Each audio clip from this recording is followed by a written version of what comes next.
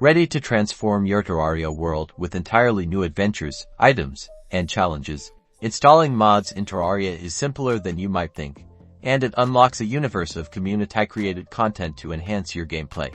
The first essential step is downloading tModLoader, the official modding API for Terraria. You can find it on their official website or Steam. Once downloaded, you'll need to move the tModLoader files into your Terraria installation directory. This will essentially replace your standard Terraria executable. Launch tModLoader and you'll be greeted with the mod browser. This is where the magic happens.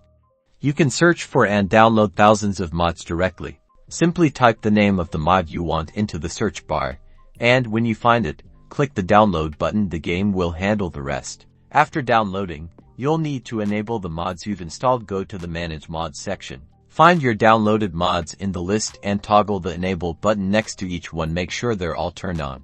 Now, when you start a new world or load an existing one, you'll be playing with your newly installed mods. From epic boss battles to helpful quality of life improvements, the Terraria modding community offers endless possibilities to reinvent your playthrough. Dive in, explore, and let the expanded adventures begin.